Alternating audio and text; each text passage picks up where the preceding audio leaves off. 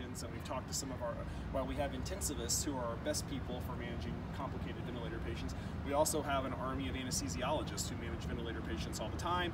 We have an army of internal medicine hospitalists who take care of very sick people, so we kind of team up to do our best to take care of people in different ways than we normally would. And I think we're, obviously, the governor put out an executive order to increase capacity by 50% by the end of April, and so we've already operationalized that. And we know we'll get our additional, we did that in a day, get our additional bed capacity. Now we're working on, well, how do you staff it, how do you get the docs? I think we'll be fine there, but certainly everyone's pitching in. Can you increase your capacity within the walls of the hospital by 50%? Oh, yes. Yeah, absolutely. Yep.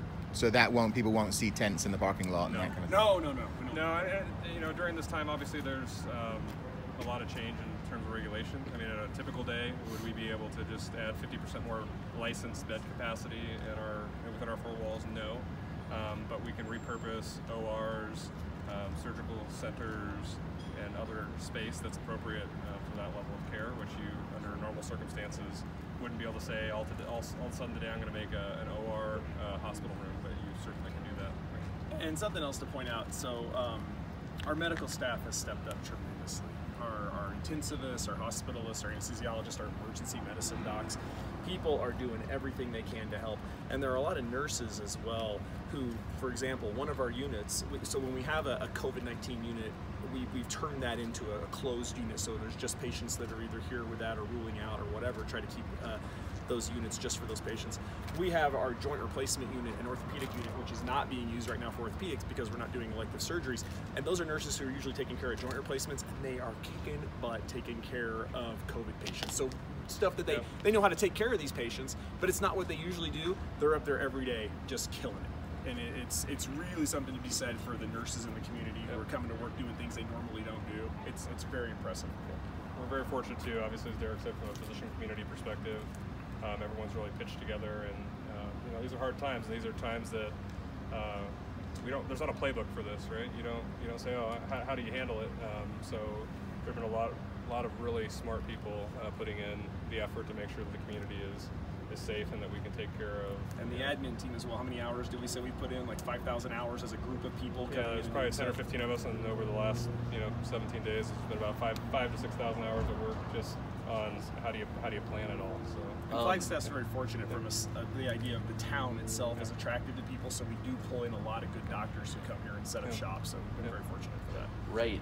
There's been talk in other communities about the need to maybe bring folks maybe who had retired or who had maybe moved to other kind of jobs back into the workforce. Is that something you guys are seeing here or are needing to? We are keeping an active list, not only of doctors who have retired but still are close to practice and want to help, nurses as well.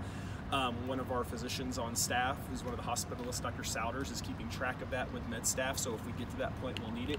Right now, we're doing well. We've had a couple of doctors that have to go home and be on quarantine, but then have realized the person they were in contact with was negative, and they've come back into service. But we have a large group of hospitalists that's 30 people strong. We have 10 intensivists. We have 30 emergency medicine doctors, another 20 anesthesiologists. So I hope it doesn't come to that, but if it does, we've prepared for it. With the influx of patients that you have coming from the reservation, how does that change things? You talked about having up to 10 COVID positive patients needing to get medical treatment off the reservation per day. What impacts does that lead to? Well, we're sharing those patients with the Valley, which is very helpful. Like I said, our partners at Banner and Honor and all throughout the Valley have been extremely helpful and very generous in being able to take patients. And then as far as those patients coming in, as of now, nursing and doctor-wise, we have the resources to take care of that. And are they coming in via ground resources, or are they coming in via helicopter? Both, actually. Both, depending on severity. Depending where they're at and what time we need to get them here. So we're working on procuring more air assets to help off of the reservation. We're probably going to have one come in here shortly, it sounds like. I think we're one of the only air medical companies that's actually transporting COVID patients. Guardian Air. Guardian Air, currently. And do you know how many COVID patients Guardian Air has transported so far? I mean, just roughly speaking? Well, a lot of it we wouldn't know because, if, like, say we're getting 10 in, Guardian's bringing all those. But the acuity will depend on where they come from. So if they come from Chin Lee, they're going to come by air regardless. If they come from Tuba City, depending on how severe they are, they can come by ground or by air. And remember, some of those are already COVID positive. They're intubated. They're coming from the outlying areas. Some of them are rule-outs, so we don't know if they're positive or not. But we haven't treated them.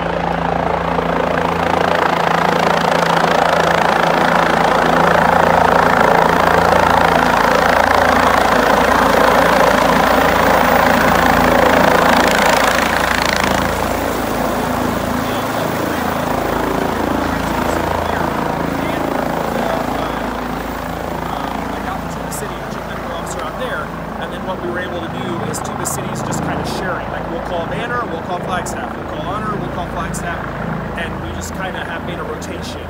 And that's why we're so appreciative of those folks. Yeah.